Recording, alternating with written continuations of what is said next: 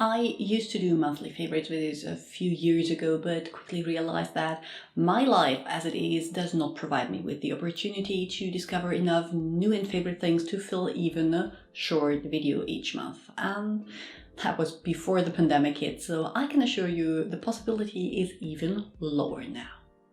But sometimes there are a few things that are too good not to share, which is why today I'll bring you the first in my new totally sporadic and random favorite series, the ones for spring 2021. Hi, I'm Dr. Anne.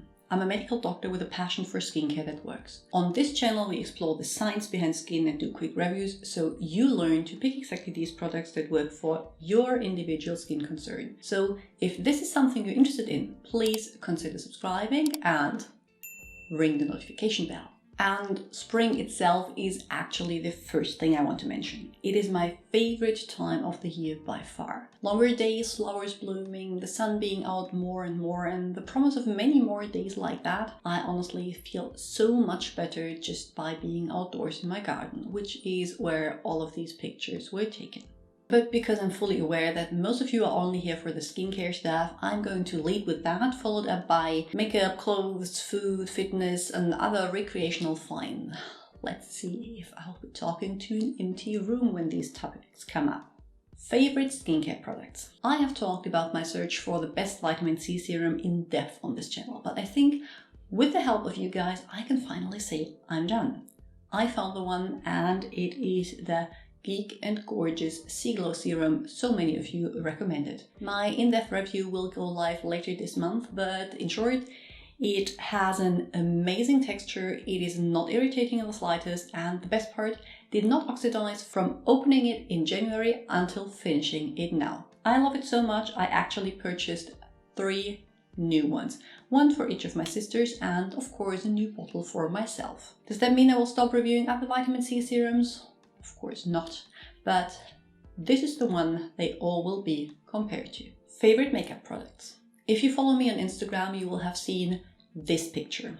I do love MAC eyeshadows and managed to finish Satin Taupe for the 2nd time already. It is the perfect all-over color for a daytime smoky eye and looks good with a neutral or a red lip. Speaking of lipstick, I once again went through all my lipsticks in an attempt to streamline my stash. These are the ones that made the cut, still enough to last me 2 lifetimes I guess, but while doing it I rediscovered my love for the Astor Soft Sensation Lip Color Butters. Hydrating, glossy, easy to apply, and with a faint vanilla scent, so good for my lips that have been drier than usual lately. My favorite colors are Magic Magenta, Peachy Nude, Feeling Feline, and of course Vavavoom, the one that I already repurchased once. Not because I finished it, but because my daughter got hold of it and used it to paint the floors. Pro tip, micellar water can be used to clean tiles as well. The last thing I wanted to show you is this nail polish by Essie called Free to Roam. I think the name is what made me buy it.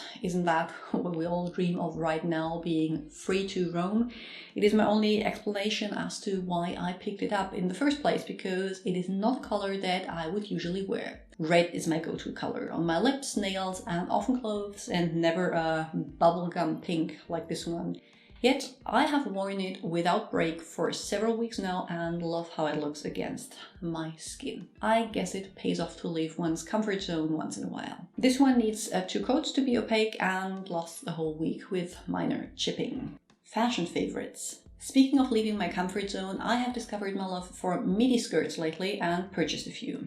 Up until now I had both maxi dresses for summer and regular pencil skirts or wrap dresses for work, but never something that hit mid-calf. I do thrift most of my clothes, so again I figured I could take a chance because I wouldn't lose much money should I end up not wearing it much, and purchased this black one with polka dots, apples, and pockets. I love how it twirls, love the 50 silhouette it gives me, and love that due to the way it is cut, it is incredibly comfortable to wear. For reference, it is a UK size 14, which translates to a German 40, and was made by a UK brand called Hell Bunny. As I said, it's thrifted, and this print is no longer available, but they do have a similar one with cherries on the website. If I manage to figure out a way to film them, I will show you more things I've thrifted in upcoming videos. I was pretty successful lately.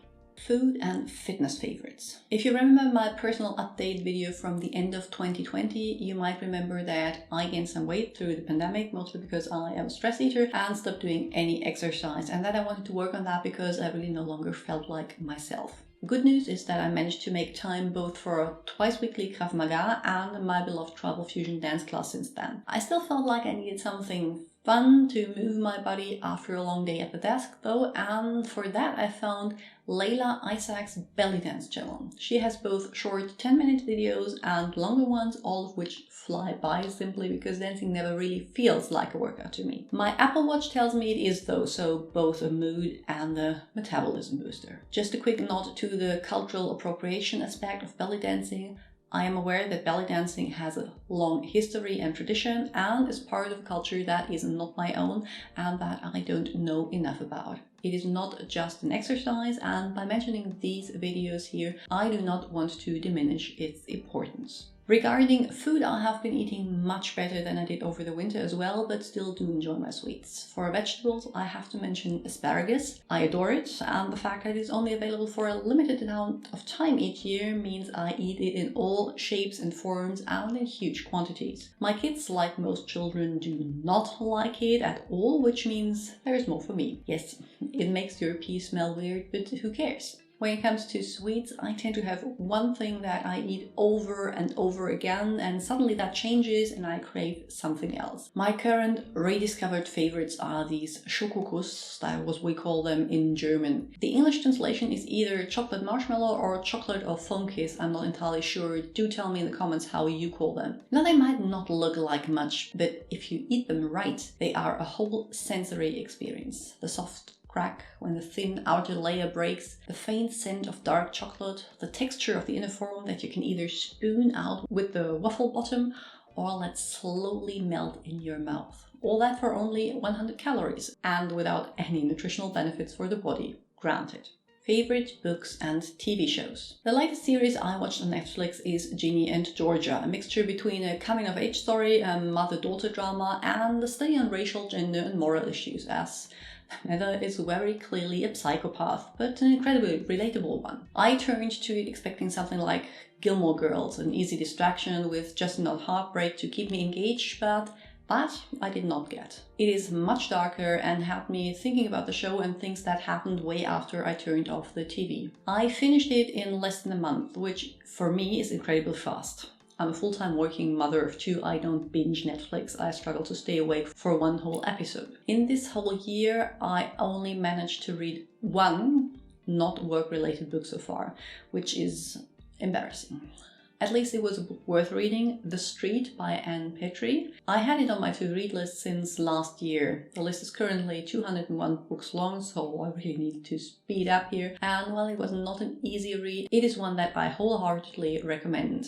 I don't want to give any spoilers, so I will just tell you that it is about a Black woman raising her son, trying to provide both of them with a better life and opportunities through working hard. It is absolutely heartbreaking to read, as it points out inequality and institutional racism with a special focus on the situation of Black women. And that is everything I wanted to mention. It did turn out to be quite a lot. Please tell me in the comments what you think about this more mixed bag of things to talk about. I'm going to link to more videos on the screen now that I think you might enjoy, and I'm going to see you all very soon with another one. Bye!